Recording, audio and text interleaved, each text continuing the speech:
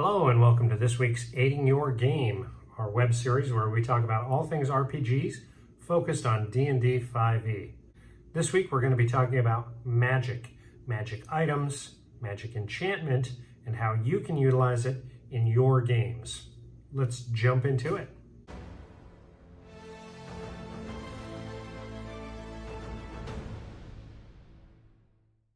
Now, before we start this video, make sure you go down and hit that subscribe button to help us grow.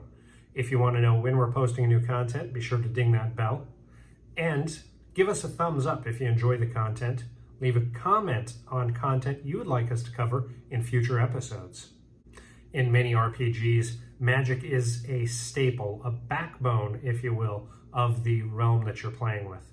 With Dungeons & Dragons 5th edition, that's especially true, as most classes and even some races are intertwined with magic abilities, arcane or divine.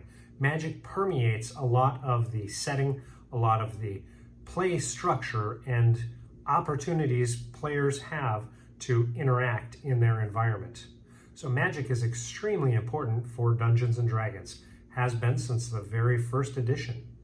One of the questions that I get asked a lot online is, how much magic should players be rewarded in adventures through the adventuring campaign?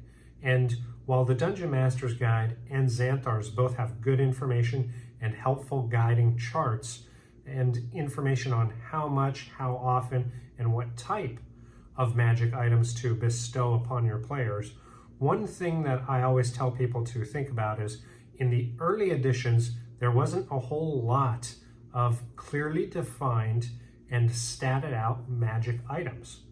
As we were playing, a lot of the times we referred to things like Dragon Magazine and Dungeon Magazine, where other authors and creators of the game and content would come up with these items. Oftentimes we first were exposed to magic items in adventures, and ultimately that led us to be a little more creative in assigning and enchanting magic items. I remember in my early days of playing, one of my DMs actually came up with a player character that he had run as a player, and through play decided to make him an enchanter, and he researched and utilized his wizard spell to be able to create enchanted items that were beneficial not only for him but for the party members that he traveled and adventured with. This was a great way to expose me on how to not only create magic items, but create magic items with utilities. If, for instance, you follow the Dungeon Master's Guide and just roll for your magic items off of the random charts in the Dungeon Master's Guide, you really could get some items that are not going to be as beneficial to your players. While that's okay, they can always sell them or trade them, use them to barter for things that they'll find more use out of. One of the things to think about as a GM, as you're creating your campaign and looking at reward systems, is utilizing the ability given to you by the game to create, to think about items that you can populate in your campaign world, in your campaign setting, in your adventures, that will not only work well with the players at your table and their characters, but also drive your story forward and make it become more and more.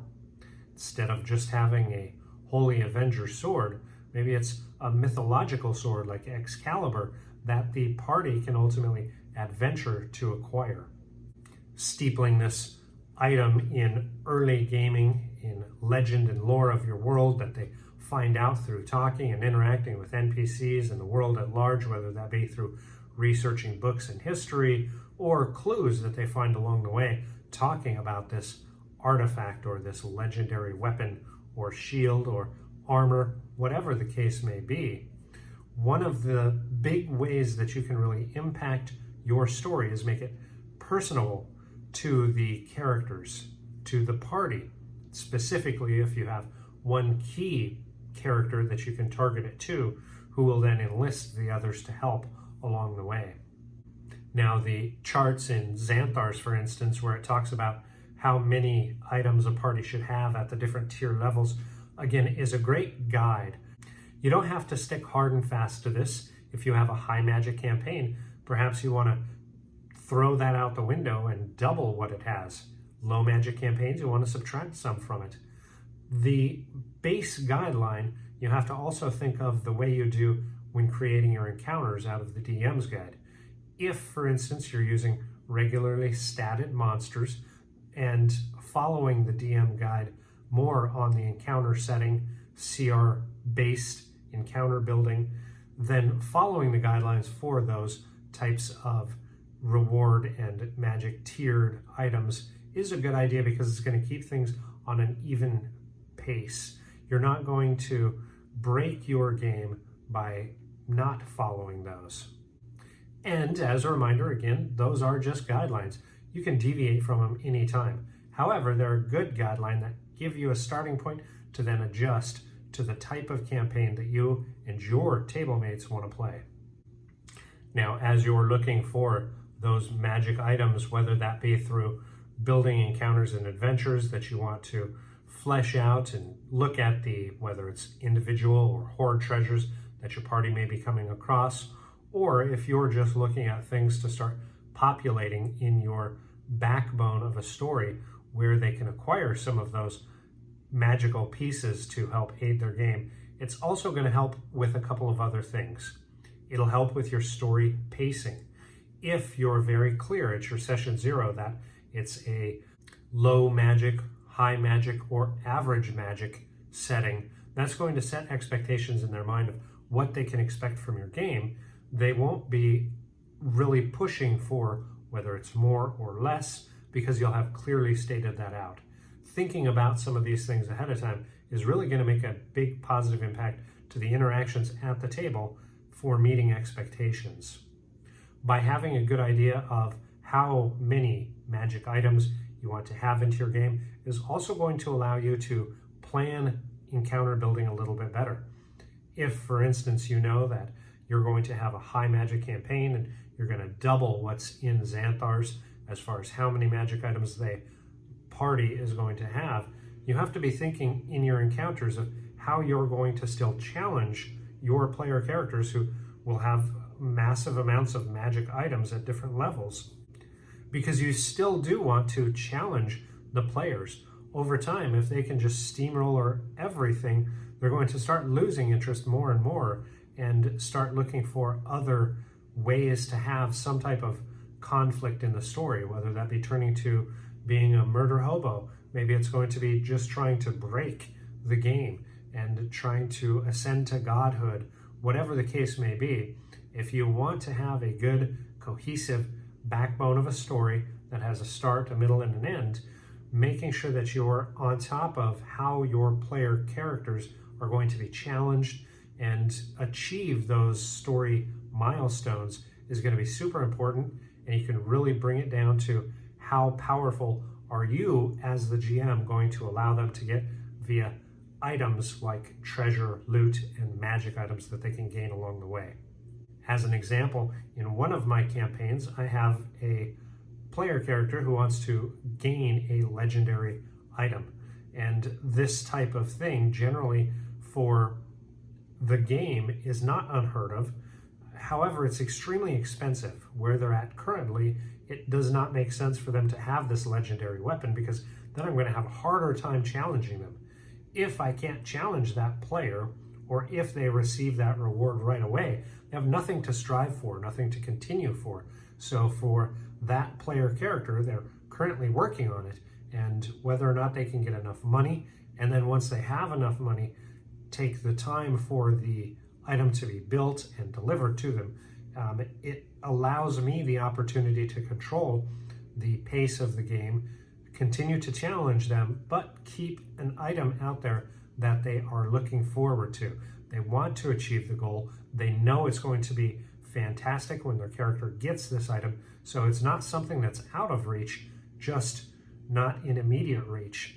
And again, this allows that player to continue utilizing their character, for me to be able to challenge the character, for them to have to come up with creative and interesting ways to continue utilizing their character prior to having this legendary weapon.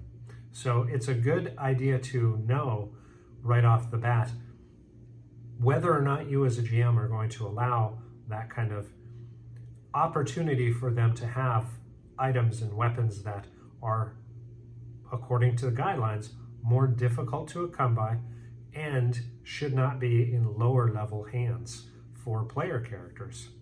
You can definitely set that pace, and provided you're okay with allowing that type of play, as long as you're continuing to increase your prep work to still challenge them even with those artifacts and legendary weapons or high level magicking counters, that's fine. It's just a different play style.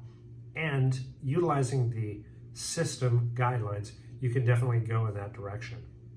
Now, in another campaign I run, it's fairly low magic level. The party started on an island where there is not a lot of magic to be had. So the cleric initially was almost seen as kind of a godsend to locals. While they know of magic and there are a couple of sorcerers and wizards that they interact with, it's not on a regular basis. So there hasn't been a wide amount of magic items for them to gain. And there have been a few times where they've had to be very utilitarian and create their own magic weapons and look for ways to create magic weapons and armor and potions and the like. Now, that's not to say that some things, like the overly common expendable things like potions and scrolls, you can litter the world with those, and they're not going to be as game-breaking, provided you give an opportunity for them to be used. Both campaigns that I had with fairly low magic levels, or I would say moderately low, because there was an abundance of lower tiered magic items like potions and scrolls, and they did receive them, I really put them through opportunities and challenges where those came in handy.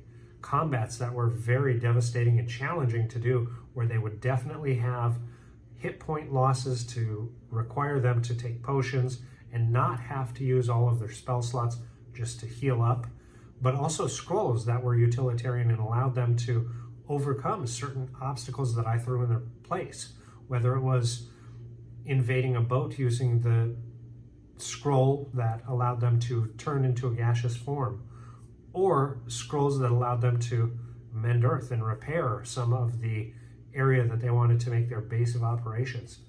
Looking at their playstyle and knowing that they're going to have some challenging combats, I'm going to have to give them items and tools that will be useful for them to counter some of those challenges, allowed me to make my game more challenging.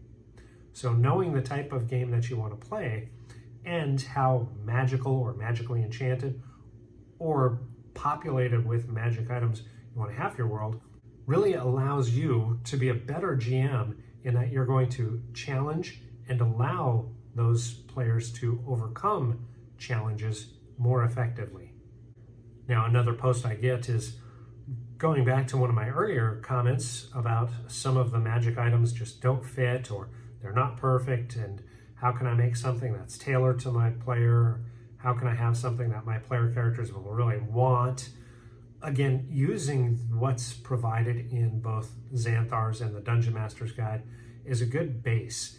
If, for instance, you have heavy fighting classes in your game, but none of them are paladins, it doesn't make sense to have a Holy Avenger, let's say, for them to adventure to attain. But utilizing those stats and changing it up some, why not have something that's similar that could be a dwarven forged magically enchanted hammer or a bow, something that your players will really identify with. You can quickly get ideas by the builds that your players are making for their characters. Whatever they have as their most driving force is a great opportunity for you to start making those tweaks. That's why for me, as I'm talking to my players, one of the first things I want to know is, what's their backstory? I don't want a 30-page essay on what their backstory is. I want a couple of lines of who they are, what they've done in the past, kind of what their background is, but also why are they becoming an adventurer. And I form that in different ways. If I have a set starting point, why are you getting on the boat? Why are you visiting the capital? Why are you going to the frontier? Whatever the kind of premise of the campaign is, I want to know why, because that really allows me to start integrating the backstory, knowing who they are and what they came from and what they're after. Allows me to utilize the story to craft lore and be able to put in breadcrumbs of a fantastic weapon, if that's what part of the story is going to call for them adventuring to. Or maybe it's doing something with a mix of myriad potions, something that is going to be kind of that high achieving part. What is it that I can have for them to really search? Oftentimes I'll do a number of different items and leave it up to the players to be able to pick and choose which ones they want. For instance, in one of the campaigns, the party came across an entire list of magic artifacts that the cult that they were kind of opposed to were after or were looking for. And it was really up to the players to start picking and choosing which ones do I want to go to? You know, what areas do I want to visit? What sounds the most interesting as far as the weapon? What's the lore behind it? And is it going to benefit my ends? So it's a great way to not only think about how to change up what's laid out before you, what's already been created, tweak it and make it your own, but it also allows you kind of a backlog of lore, especially if you're world building. As you create that list for your campaign, keep a copy of it, because you can use that in another campaign when this one's over. You can use it if you're running multiple campaigns. You can use the same exact list and just make a couple of tweaks, even if you need to make it a little bit different or unique, or you specialize for your characters in that campaign. But overall, as you start crafting more and more games centered around some of these items and artifacts, you're already world building the lore of your world. The more you do that, the more descriptive you are on that lore and backstory, the more it becomes real to your game. You can start talking about the legends and lore behind these weapons or these armors or these artifacts, whatever the case may be. Could be something as mundane as a cloak of protection, could be something like a Holy Avenger. Whatever you decide to populate your game world with, start utilizing your world's lore to bring life into it and make it something that's tangible for characters, not just in your current party, but possible future parties or alternate parties to grasp and talk amongst themselves with. Start building that lore. Start thinking about who enchanted it, why did they enchant it, and where is it now? How did it fall to where is it now? As you're starting to build up these lores, make sure you're taking notes, whether you write it down, whether you pop it in Word, however you keep track of your goods, your information, your logic, your lore.